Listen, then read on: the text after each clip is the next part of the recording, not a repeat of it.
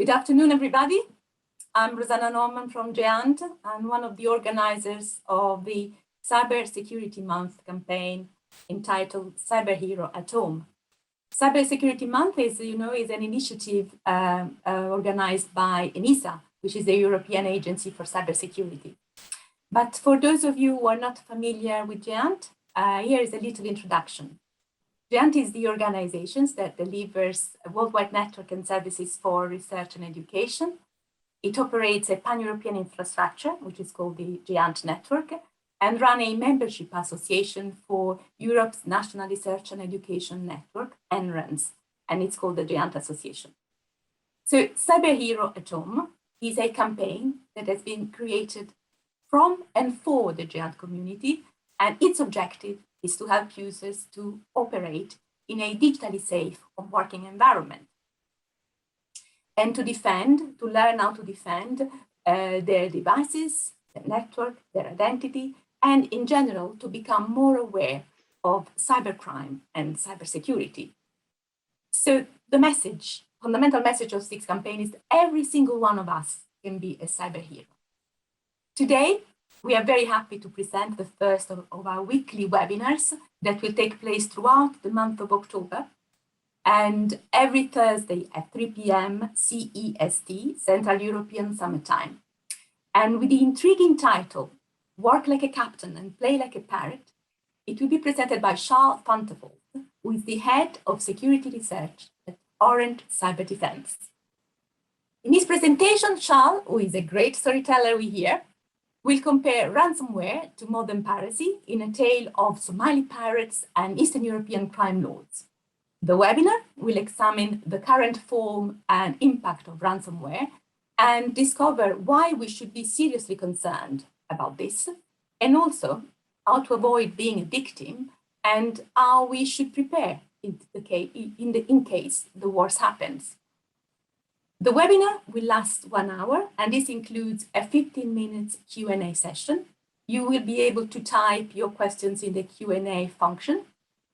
We look forward to receiving as many questions for Charl today, and we really hope you enjoy it. And now, happy listening, and over to you, Charl. Well, thank you very much, Rosanna. I appreciate the introduction, and I really appreciate the opportunity to speak to all of you today. As Rosanna said, my name is Charl van der Walt. I greet you from a very sunny Cape Town, South Africa today, where I'm based. But I report as the global head for security research to the Orange Cyberdefense headquarters in Paris, where we are headquartered. If you find the topic we discussed today interesting, please take a moment to connect with me on Twitter. I'd love to continue the conversation with you. I'd love to hear your thoughts. And generally, just presentation today is Work Like a Captain, Play Like a Pirate. It explores a very important and I think topical theme today, which is the issue of ransomware. And I hope to really inform you today about where the problem comes from, why we think it's going to continue growing, and what we could be doing to counter it. So let me start by introducing the first of my pirates today, a pirate and a captain, actually. He goes by the nickname Big Boy. He's a Somali pirate that retired actually in the sort of mid-20s, 2000s. But he was very famous for hijacking ships off the East Coast ship that was carrying over 30 Russian tanks that were destined for a conflict in Africa. And he ransomed those tanks for something in the region of $30 million, which was dropped to him in a bag from a helicopter. And after that windfall, Big Boy retired, and I understand that he's living happily and healthily today. But piracy of this kind is an interesting precursor to the ransomware problem we're seeing in cyberspace today, because effectively what it involves is taking with minimum force something that is of value to somebody else and then selling it back to them at a price that is palatable for them. That whole process is facilitated, of course, by insurance. So what really happens is that the Somali pilot lands on the ship and then begins a negotiation with the insurer, which is sort of facilitated by the victim. And it creates this sort of devil's cycle, which eventually had to be taken down in East Africa through the intervention of governments and militaries. But I want to fast forward then to a different type of pirate completely. And the picture we're seeing, the unfortunate picture we're seeing here is the BMW 7 Series of a Russian businessman whose name was Nikolai Makolai, who was killed during a street race in the downtown Moscow, the middle of the night. You can see in the background there the person, the red circle, his friend who was racing to in a Porsche. And Makola was killed during this street race, and as a result of it, his funeral party received over 8,000 gifts, donations from this web forum. It's a web forum called CrewTop, and it was very well known for facilitating discussions, negotiations, trades between Russian cyber criminals. So more than 8,000 people from this forum donated to Nikolai's funeral and sent gifts to his family. Now, the reason Makolai was so kind of important and well known in the Russian underground at the time, this is sort of between 2007 and 2010, is because of this. Now, what you're looking at here is clearly a site that sells various kinds of pharmaceuticals, but specifically pharmaceuticals that cannot be legally bought without a prescription in the USA. And so what happens is a form of business emerged called pharma spam, creating these fake Canadian pharmacies. So they pretended to be in Canada, they weren't really. And they would sell products to American buyers primarily who weren't allowed or couldn't afford to buy them in the USA. Now, behind these websites, where incidentally you could buy product and would be delivered the product, and where the product was usually of a perfectly acceptable level. It wasn't rubbish. You weren't buying fake pharmaceuticals. It was only illegal because it was illegal to buy it in the USA. But it also had behind it a very vast and complex criminal enterprise that looks a little bit like the franchises you may see in legitimate businesses today.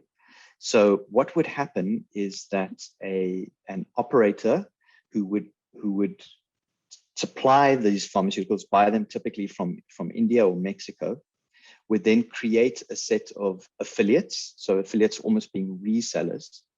Those affiliates would then pay a commission to spammers, so people who send out bulk email.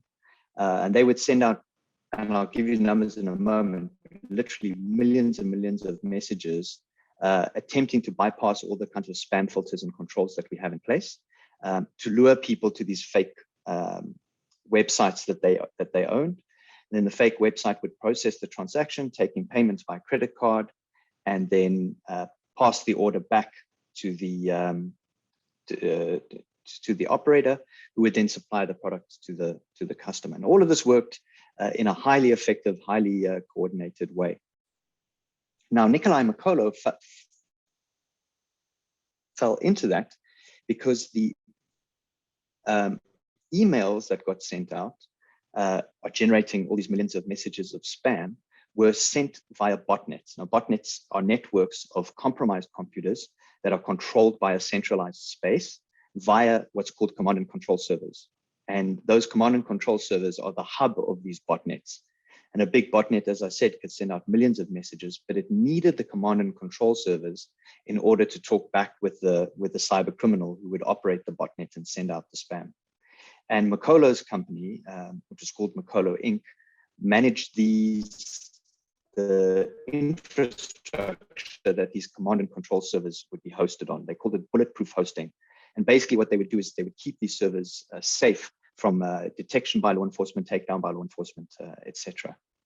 Now, to put that into perspective, one of the more famous botnets at the time was a botnet called Rustock.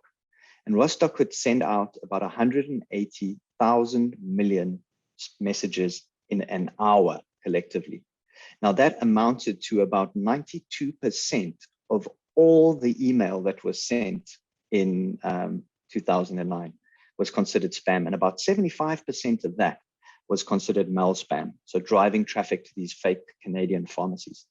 And you can imagine that for us in the security industry, there's an absolutely overwhelming problem. Now, the operators of these systems were represented by two very colorful figures in the Russian cyber underground, a gentleman called Igor Guschev and another one called Pavel Wroblewski. These are from their own social media sites, these photos. And you can see that they were very different characters about what they were doing. Now, why these two guys were important is because they were collectively, between them, running three businesses: GlavMed, Spam IT, and RX Promotions. Now, in Russia at the time, these were legitimate businesses. They had offices, they hired people, they advertised, they had HR, very tightly connected with the government and law enforcement to allow them to continue operating. And you can see the revenues that they produced there between 2007 and 2010 ran into the hundreds of millions of US dollars. Now, we were very fortunate because these two gentlemen got into a spat with each other, an argument. And through that argument, we were able to get some very interesting insight into their business dealings. And that's where these numbers, for example, came from. And one of the things we could observe through the data, the information that was leaked through the spat, was how they got into a war with each other and how ultimately the whole pharma spam industry collapsed. And one of the things that contributed to the collapse of this industry was government-sponsored takedowns of the infrastructure that Makola ran. So these botnet command and control servers that I suggested were so important would be taken down by government. And as a result, the botnets couldn't operate and the spam couldn't go out. And you can see the impact of those takedowns in spam volumes per day. This is from one security provider called Symantec. And you could see that we were seeing, sort of 5 to 6 trillion messages a day going out. And when the takedown happened, the one we just saw in the press release, that dropped significantly to about half its previous volumes. But you'll also notice that it kept recovering. So each one of those little mountain peaks that you see is a takedown from which they recovered, and another takedown from which they recovered. And finally, in 2010, you can see that they disappeared, and the volumes dropped significantly, and they've stayed at very low levels ever since. Now, from the wars between those two Russian businessmen, we also know what the cause was. And what we're looking at here is a copy from a message sent between operators of these affiliate programs on a hacking bulletin board. And basically, what they're describing is how the credit card company Visa started refusing to take payments for these illegal pharmaceuticals. And Visa started this process. They eventually enforced some of their own regulations and said, look, we're not going to process these payments anymore. They're unlawful in the US. And MasterCard and American Express followed soon after. And it was this closing of the financial taps by the credit card companies that ultimately heralded the end of this massive pharma spam industry and the revenues that it was generating. But we should note that those people, their infrastructure, their skills, their lifestyle preferences, their affinity for expensive cars, that didn't go away. They were all still there. They just couldn't make money out of pharma spam anymore. And the other thing we should note is the takedown, despite all of the time and the effort and the money and the technology that was put into security products and defenses, the takedown was not as a result of any of those technologies or the efforts of security companies. It was as the result of the underlying payment mechanism being undermined, which closed the taps on the industry and forced those criminals to reinvent themselves a bit. But of course, they did reinvent themselves. And because you can imagine that an industry with that sophistication and depth that's used to making that kind of money doesn't just, roll up and die. And so they tried for several years some different business models, and then eventually in about 2012, we started seeing the large-scale emergence of ransomware attacks. And ransomware attacks, I think, is in everyone's mind at the moment. We're seeing them on a daily basis. In fact, we're able to observe with the work that my team does about 130 a month of what we call end-stage attacks, where the victim's data is actually leaked onto the internet. It's an absolutely overwhelming problem, in very much the same way that pharma spam was a decade ago. And this problem was facilitated by this significant technology evolution that occurred in 2012, which was the launch of the Bitcoin network, which of course was followed by other cyber currency networks and all kinds of services and products that were built on top of them. And what cryptocurrency did was to allow these criminals to bypass the credit card networks and transact directly with the victim of the crime. And the most obvious form of crime, as we learned from Big Boy and the Somali pirates earlier on, is to take something from the victim that they can only get from you. So you create a market of one seller and one buyer. The seller can set the price, and payment is easily made via cryptocurrencies. And we can see that since 2013, that problem has just become bigger and bigger and bigger. What we're looking at here is cryptocurrency transfers to known Bitcoin wallets or cryptocurrency wallets of ransomware actors. And you can see that from very small beginnings in 2013, we're now looking at in excess of $400 million observed in these kinds of transfers in 2020. Now, this is, of course, just the tip of the iceberg. There's a lot more that we don't see. This is just what we were able to observe and recognize. Now, when we look at this form of crime, we need to recognize that it consists of various phases. And I want to draw your attention to three specific key phases. The first is what we call initial access, which is where a hacker compromises a network. Now, I was talking with the organizers earlier, and we were discussing how this part of the attack is highly opportunistic. The attacker at this point doesn't have an end goal in sight. They don't have a crime in mind. They're just looking to gain access to a network. And they literally then package up that compromised network and via hacker bulletin boards, sell it on to the next group, who then worm their way in and across the victim's network until they're in a position to steal, exfiltrate, and encrypt data. And at that point, the process is then handed over again to a third group that are responsible for the actual extortion, where they contact the victim, threaten to leak the data, bully them in various different kinds of ways, and ultimately receive the payment. And this sort of three-layer model mimics in a very powerful way the affiliate model that we were talking about earlier when we spoke about pharma spam. In fact, the middle crew, the central phase that does the actual exfiltration and encryption, they are known as affiliates. And the people who create the infrastructure, set up the leak sites, set the prices and do the negotiations, they're known as the operators. So the business model for ransomware today mimics exactly the business model and the structures that we saw for pharma spam in 2009, except that they're not beholden to the credit card companies to take payments. So this is what it looks like if you end up as what we call a final stage victim. That means you have been subjected to all three of those stages, and you're now dealing with the incident at the third stage where you're actually being extorted for money. This is what we call a leak site from a very prolific group called Avedon. And you'll see that they advertise every compromise that they have on their leak site as a way of shaming the victim. And they have the infrastructure with which to facilitate the negotiation with the victim. So on the right-hand side, you're seeing the chat forum that's used between the criminal and the victim. And on that chat forum, they'll set the price, They'll describe how they did the attack. They'll negotiate terms, et cetera, et cetera. And eventually, in this case, when the payment is made, you'll see the screen actually goes green. In fact, the avatars even change.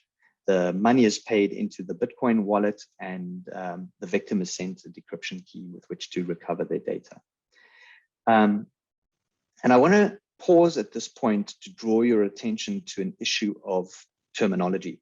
So far, I've been using the term ransomware, and that's the term that everybody understands this problem with.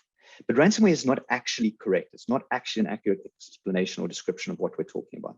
What we're talking about is extortion. It's exactly the same crime that we saw the Somali pilots doing.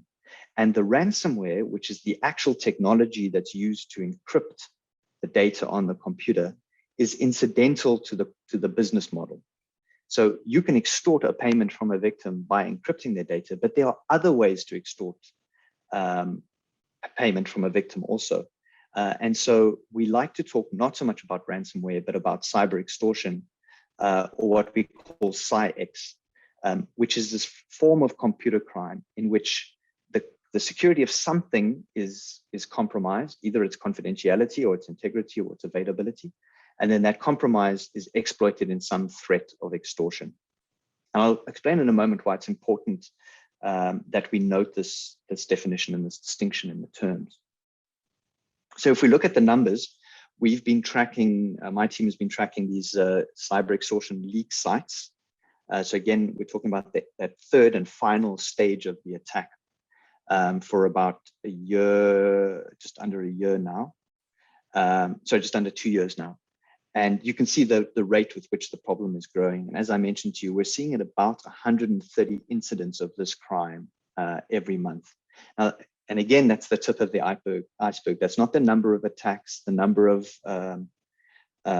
incidents that are handled, out of public view, where the victim negotiates with the criminal, or where something else goes wrong. And there are several groups that perform these attacks, and you can see that the number of these groups is also growing over time. I mentioned Avedon to you, which is one of these groups, but the groups are chopping and changing the whole time. One will disappear and another one will appear, and very often they're just reformulations of the same groups of people or the same coming out of the same networks that give themselves a new logo, set up a new website, and then basically start doing the same crime again. Again, very similar to what we saw with Farmer Spam earlier. So here we see we get some sense of the victimology and the attacker landscape.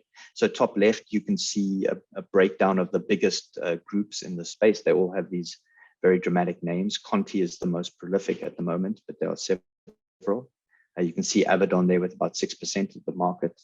In terms of the targets, most of the targets are in the US, but that's simply because the US is the biggest economy, not because there's anything special about them.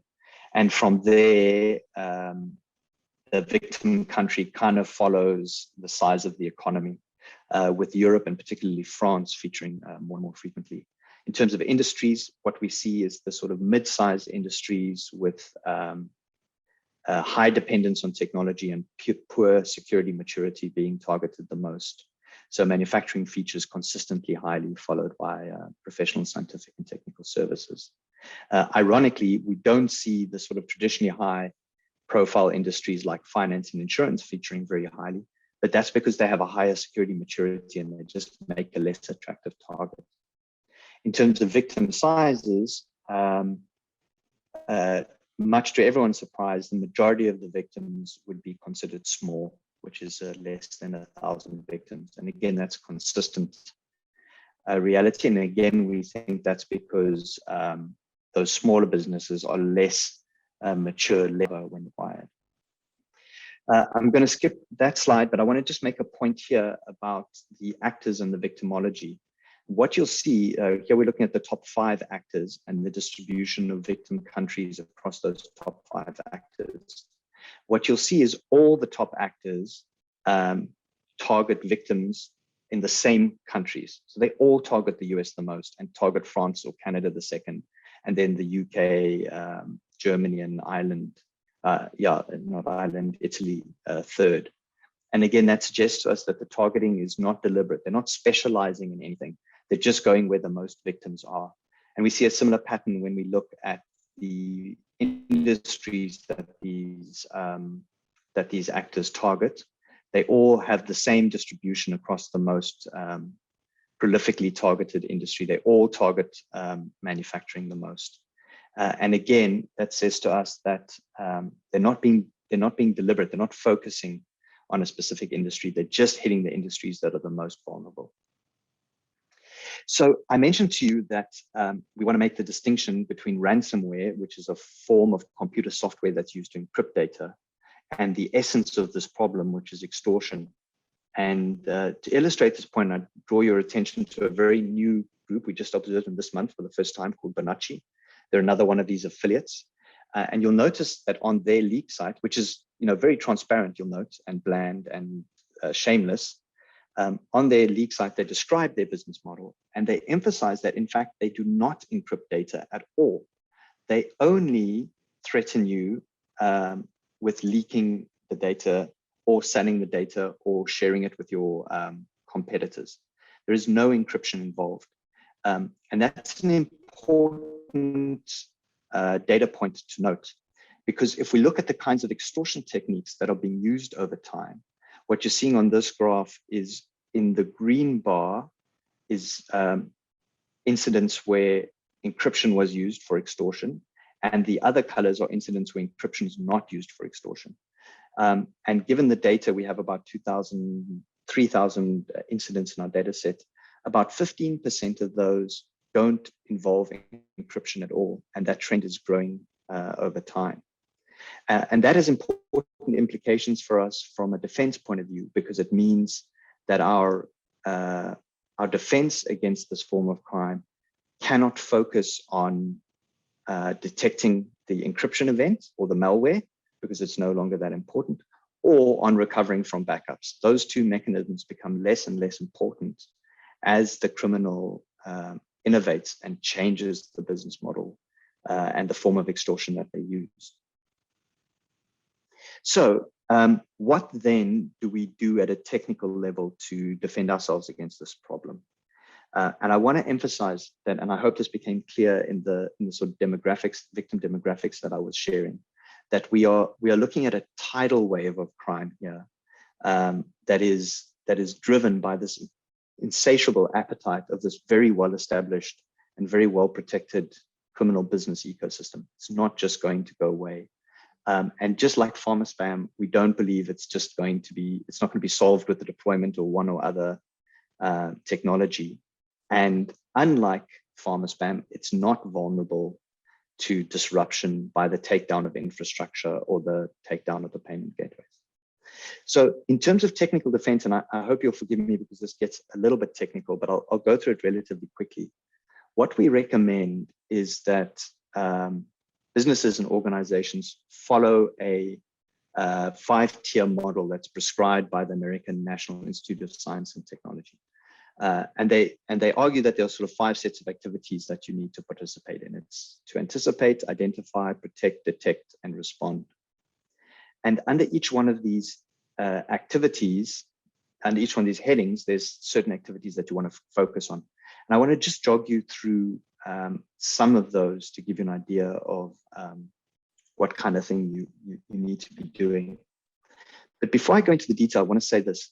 When we look at the self-reported timelines of these actors, so the image that you see on the left is literally text that was shared by the Conti hacking group with one of their victims, describing how they got access to the network, how the attack worked. It's part of the service that they offer. But we can also see from other forms of analysis that there are very specific things that are used over and over again.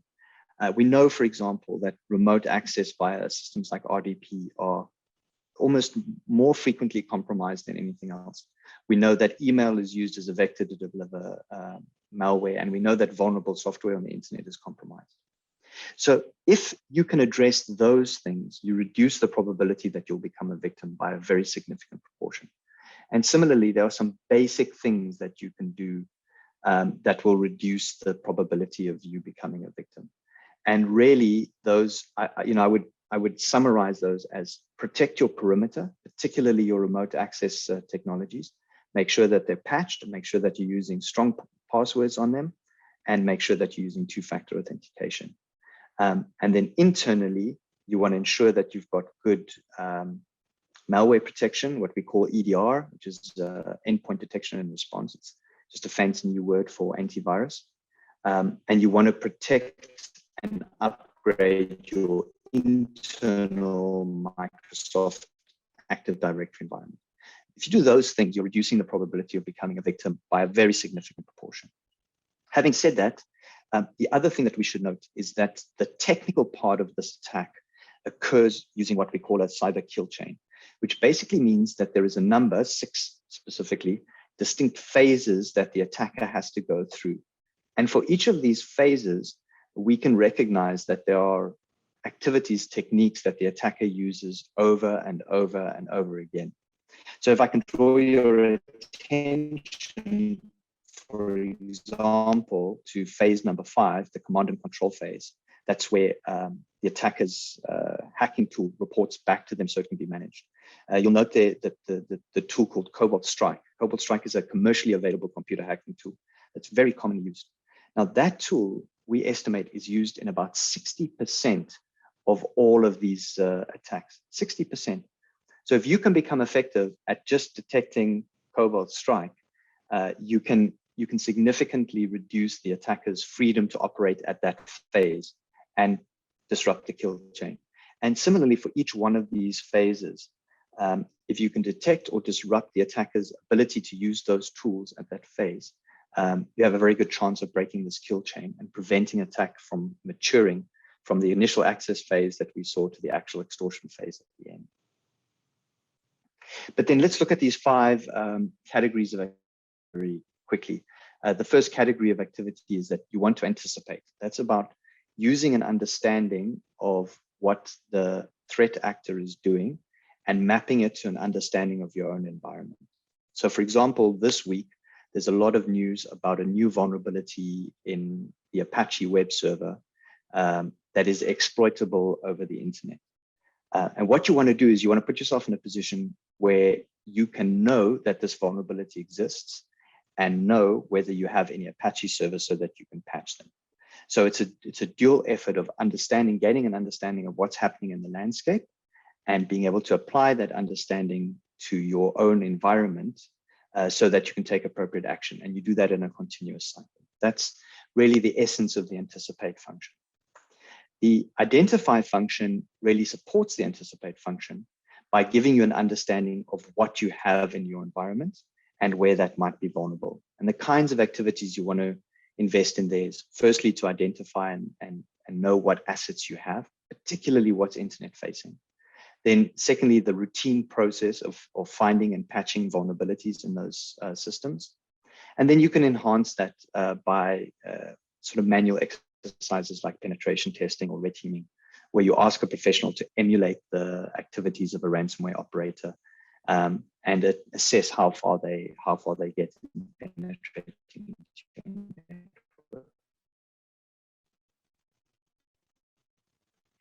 In terms of the protect functions that are extremely powerful and will buy you a lot of space, the one is to ensure that your remote systems use strong passwords and use two-factor authentication where possible. So many of these attacks work because the attackers are able to guess, copy, steal, buy, derive, whatever passwords for users that give them access, remote access into your systems.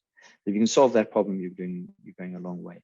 And next, you really want to protect your users from phishing. That was the other big vector, is that attackers send viruses or malware via email. And you really want your users to be able to identify that and not fall into the trap. And then I'm not going to talk about more. I just want to focus on this issue of EDPR or endpoint protection. There's a whole new generation of anti-malware, antivirus technologies that are substantially better than the old generation. And it's really worth assessing whether the antivirus that you're using is belongs to this new category. It's going to buy you a lot of space. And then I want to talk about the detect function. And what I've done here is to quote a member of my of our broader team who runs our ethical hacking operation. So their job is to constantly try and penetrate into customer networks. And what he tells us when we ask him what makes his life and his team's life difficult when it comes to compromising networks is that protective controls, so the things that block an attacker, very seldom present an impermeable barrier. So if you have an antivirus, and the antivirus deletes your malware and throws you out, the attacker will come back with a new form of malware. They'll modify it. If if you have a rule that's blocking access here, they'll find a place where you haven't blocked access. If you have strong passwords on some of your accounts, they'll find ways to get passwords on other accounts.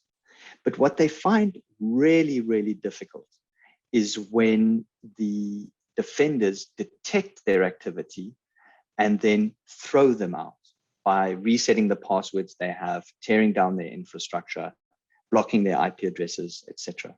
And the argument that Dominic makes is that they are most affected when a business is in a position to quickly detect and respond to attacks.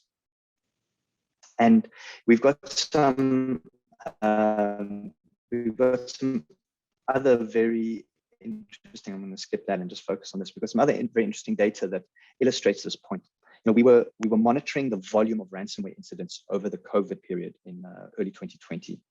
And you can see the pink line at the bottom shows end stage verified ransomware incidents amongst our customers between January and September of last year. And you can see very clearly the peak that occurred at the heart of the first lockdown. At the same time, on the orange line, what we're seeing is incidents of what we call downloaders, which is the malware that the attacker tries to email to the victim. It's the very first stage of an attack. And you'll see that there's almost an inverse correlation between those two metrics. So even though the number of downloaders was low, the number of ransomware attacks went up. And when the number of downloaders started going up, the number of ransomware attacks went down. And this trend really intrigued us, particularly because it happened so clearly over the COVID period. And we wondered if that was a result of a change of behavior in the hackers. But what we eventually determined was that it wasn't a change of behavior in the attackers. It was a change of behavior amongst our clients. Because over the COVID period, our clients were distracted from normal security practices and were focusing on handling remote users and getting people online and just dealing with the whole remote work dynamic. And as a result, they were less positioned, less willing, less able to respond to weak indicators of these early stage downloader attacks. And so the reason you're seeing less downloader attacks there is not because there were less, but because our customers were reporting them less. And ironically, because our customers weren't reporting and responding to those downloader attacks, what we saw was a peak in the number of end-stage ransomware attacks. In other words, what this data says to us, along with the input that we get from the actual hackers that are on the ground, is what we want to do is we want to put ourselves in a position where we can rapidly detect small signs of attacker activity across that kill chain that I was describing and respond to those in an active way to kind of drive the attacker out and put a cost on the attacker. And where we do that, what we see is that end-stage ransomware actually reduces. I hope that makes sense. I think it's a very powerful and important point. And then the last thing I want to mention on the subject of the NIST model is the capability to respond. Because the lesson that we learn from the volumes of these ransomware attacks and the incredibly powerful systemic forces that are driving them is that anyone can be a victim and everyone should expect to be a victim also. And when you're a victim, it's very, very bad. When your computer systems end up being decrypted or your data is deleted, you no longer have access to your computers. It's a real crisis. And one of the things we really encourage our customers to do is to plan for that crisis in a very kind of cynical and deliberate way. Make sure you've thought through all the things that will happen if your systems got encrypted in that way, and have processes, alternative channels, mechanisms in place to deal with the crisis. Our advice to our to security leaders today is that the role of a security leader is as much about managing crisis as it is about managing risk.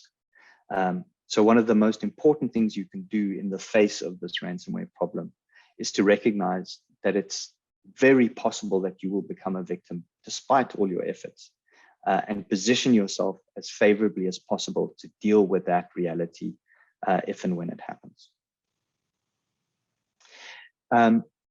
And this inevitability, if you like, is very nicely illustrated by an attack that you may have heard about that happened earlier this year via a managed services provider called Kaseya.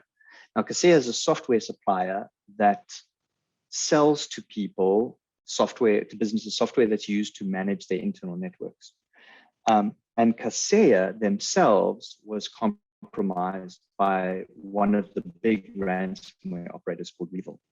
And as a result of that, REvil was able to worm through the Kaseya software into Kaseya's clients' networks and compromise several dozens of victims simply because they were actually using good state-of-the-art software to manage their network environments. Now, there is very little that these victims could have done to prevent this attack from happening. And REvil, scored a real windfall by achieving this breakthrough. And these kinds of what we call supply chain attacks are happening more and more often. And what they suggest is that, if we think about the reality of security at the moment, we really are dealing with a state of chaos. I like to think about it as like running with the bulls in Pamplona, except that the road is cyberspace and it just carries on forever. And you're charging around on this road trying to escape from these bulls.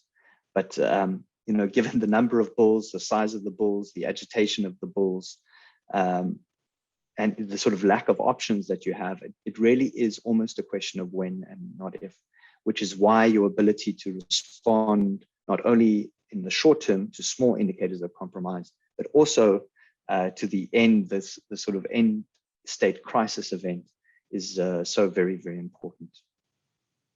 What we see when we look at the causes of the ransomware problem, at all the systemic factors, is that the problem is caused by a whole diversity of things.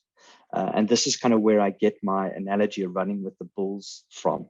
We like to think that what we're dealing with is a technical problem of patching or a technical problem of antivirus.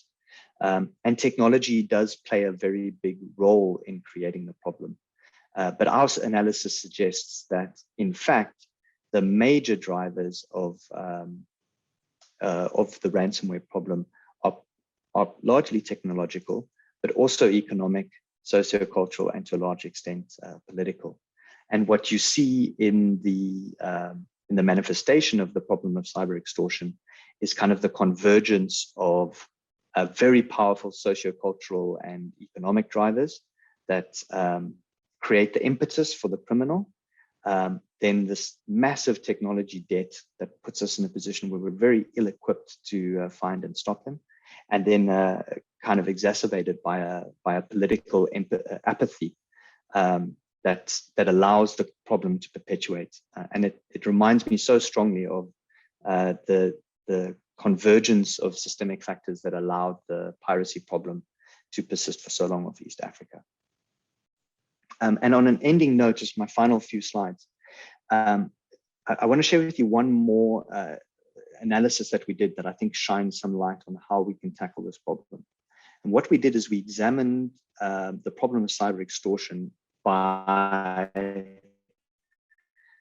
considering some formal criminological theories, so theories of crime that explain why crime happens. And one in particular is called routine activity theory, and it describes that there are three factors involved in any crime. You have a motivated offender, you have a suitable victim, and you have a lack of guardianship. Now, when we examine the ransomware problem, it's very clear to see that there are many motivated offenders and that they continue to be motivated because of the huge sums of money that they're making. We also see that there's very clearly no shortage of suitable victims and that the offender can pick and choose victims just like they want. Now, when we implement security controls, what we're doing is to make the victim less suitable, less attractive to the attacker. And that reduces the probability of the crime happening, as I said. But the third factor described by this theory is what they call guardianship, which is people, technology, efforts, initiatives that seek to prevent the crime from happening. So, in our minds, that's going to be like sort of law enforcement or just ordinary people that are around, that have got their eyes open, that prevent traditional crimes from happening. And we need to see that guardianship with regards to cybercrime also, if we want to prevent crimes from happening, according to this theory. Now, if you examine what the authors of this theory say about guardians, one of the points that they emphasize is that, in fact, the guardian in its most powerful form is not formal official law enforcement in the way that we imagine. In fact, it's more powerfully manifest in a kind of a community spirit, a collective activity, a collective effort by communities to protect themselves.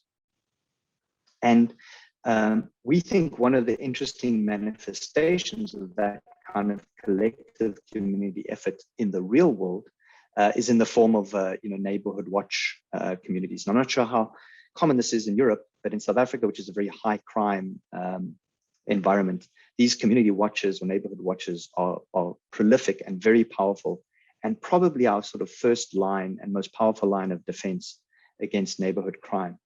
So here's an example of one from not far from me. They called it Bushcliff Neighborhood Watch, and you'll see they're formally formed with the view of securing and ensuring safety in their neighborhoods. And we note some things about how they work. The first is that they involve partnerships. First and foremost with the people who live in that neighborhood and want to make it safer, but then also with official law enforcement, and then with other associations like themselves, right? They create a network that shares information, shares capabilities, supports each other and learns from each other. Next, you can see that they fall under the law. And finally, we can see that they involve constant communications, right? They're talking with each other the whole time, so that anything that happens in one street in one neighborhood is immediately shared with other streets and other neighborhoods. And I want to put it to you that this idea of community-led neighborhood watch initiatives, to me, represents a very powerful and interesting, fresh way of thinking about how we tackle the problem of cybercrime. We cannot depend purely on our technologies, as I think the Malspam story tells us. We cannot hope to dissuade the criminal because they're too well set up, they're too comfortable, and they're too well protected in the regimes that they operate from. And so I think what we need to do is focus on increasing the strength and the capability of our guardians. And I think a way to do that is by thinking about how we create communities of affected victims that take the lead in tackling this problem, and then form partnerships with governments, nonprofit organizations, and vendors like us to implement those strategies that emerge from that kind of effort. Folks, that's all I have to share with you today. I know that's been a bit of a roller coaster. I hope I haven't tried to cover too much and that it's been valuable to you in some way. We do still have some time for questions, I think. And otherwise, as I said, I'm very much available to carry on the conversation via Twitter or email or whatever.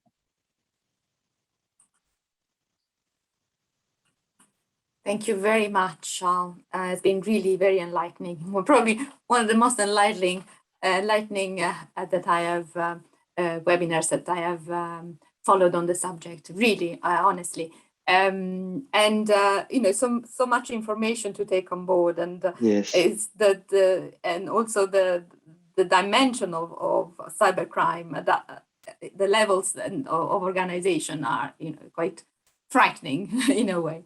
yeah. So as I said, we've opening the floor to questions, and we're receiving some nice comments on the chat, and I can see there are some questions on the Q&A.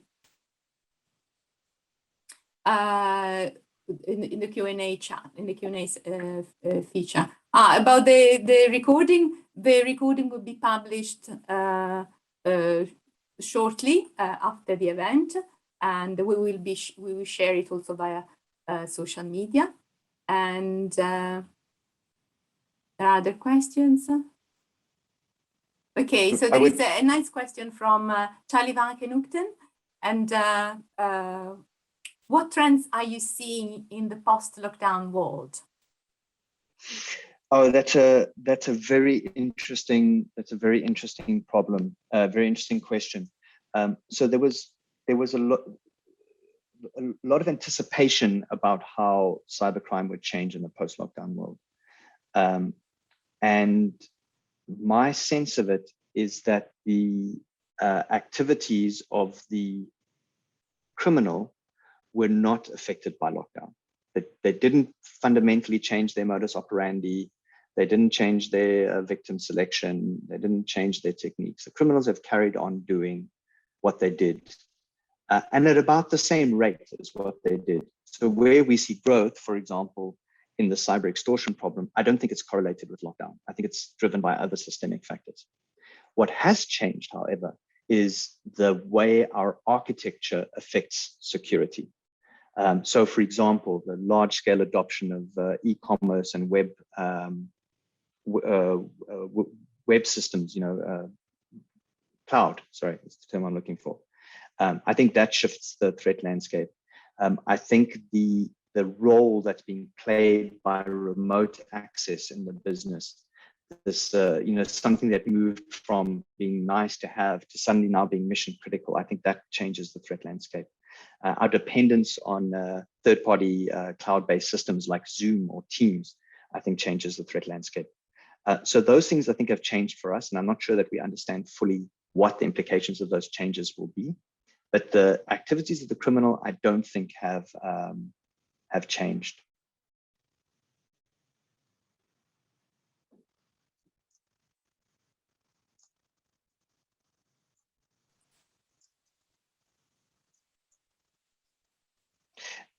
I just want to mention I'm busy posting a link into the answers also, which is a white paper on tackling the ransomware problem, which covers all of the technical controls that I mentioned in much more detail.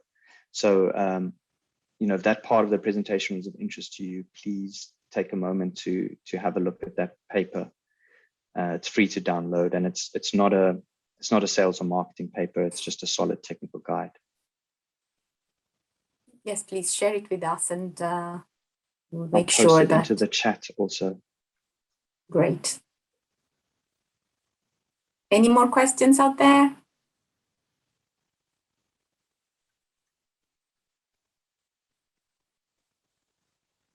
I noticed Leon mentioned technical debt as something that needs to be explored, and Leon, I would absolutely agree with you on that. And I can sort of connect the post-COVID question with the technical debt question. I think what happens in technology over and over again is that we take shortcuts to enable, you know, new forms or new methods of business, and we do that without fully considering what the security implications are. We then become dependent on those systems, and the security shortcuts that we've taken sit there. They sit in that technology stack. They don't go away, and they behave like financial debt does also. They grow over time as they accrue interest, and they ultimately need to be repaid. So many of the problems that we see ransomware exploiting can be ascribed to that form of technical debt. And if you think about the changes that are happening now with COVID, for example, the rollout of the remote access solutions without perhaps sufficient thought to their security, I suspect that what we're doing in that process is also building up technical debt.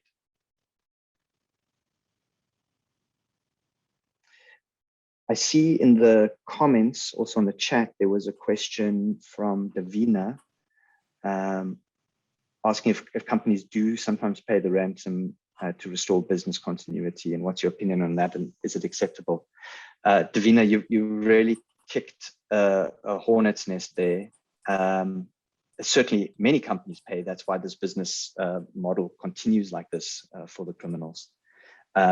We estimate that about 10% of the victims that we see pay, but we don't know. We have no way of knowing for sure. But we have other metrics like the cryptocurrency transfers that I showed you earlier in 2020 that amounted to well over $400 million, which we can observe that was paid. So certainly a lot of businesses are paying.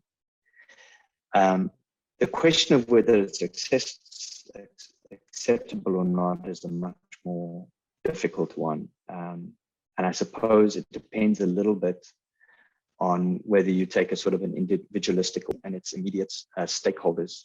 I think sometimes it's the only choice. Sometimes it's all businesses can do to survive and to continue their businesses and support their shareholders and pay their staff is to pay the ransom.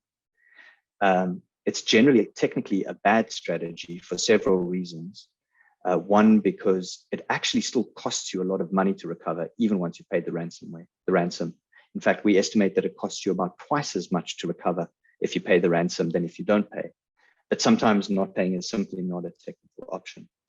The other reason it's a bad choice is because, frankly, you're dealing with criminals and you don't really know what's going to happen once you pay the ransom.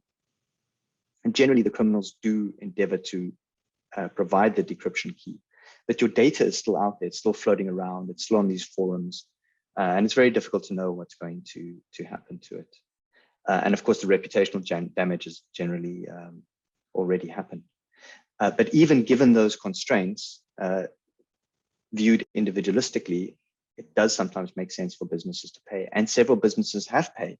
The most famous one being Colonial Pipeline, the big American oil pipeline corporation that paid something in excess of $4 million to get their data decrypted. If you look at the problem collectively, though, then it's very bad for us to pay. Clearly, paying is what perpetuates this business. It's what motivates the offender. As long as we keep paying, they stay motivated. They can reinvest in better technologies, better capabilities, more people, etc. And really paying to recover for one business is really just shifting the problem to the next victim. So most people, including law enforcement, will generally argue against paying, but nobody has gone so far as to make it illegal, for example. Because it just seems like a very harsh position to take. I hope that answers your question.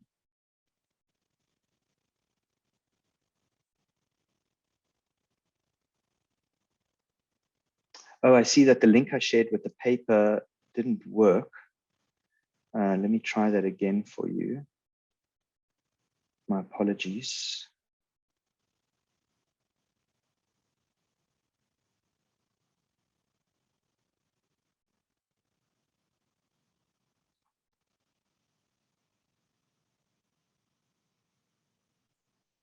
While I'm finding that, are there any other questions or comments?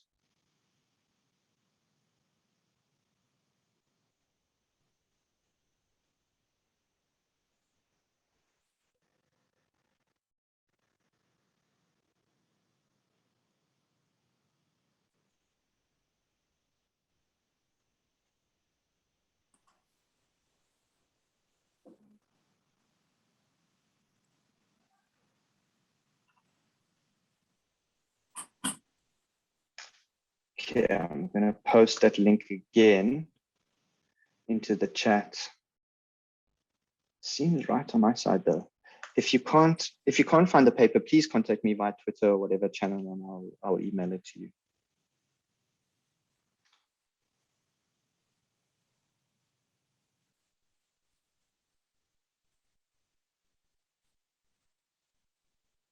Roxana, I see there was also a question from, I'm not sure how to pronounce your name, Solius, about the talk being available on YouTube. I'm not sure what the answer is to that. The recording will be available. Leonardo replied to that. And Okay. when we, as Charlie also made a good suggestion, that when we post the recording, we post the paper, the white paper as well, so that we make sure that all the information that's been shared today is as available as possible to participants and also to people who were not able to attend. And I don't see, let me see if there are any more questions coming through. Yeah, okay. I don't see any more questions.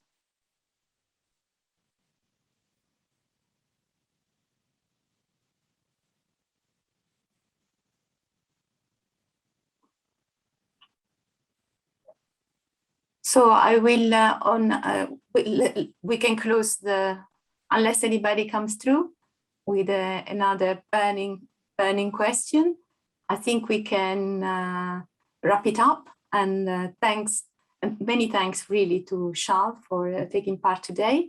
And also a quick reminder that we'll be hosting three more webinars on a weekly basis every Thursday for Cyber Hero at Home at 3 p.m. Central European summertime.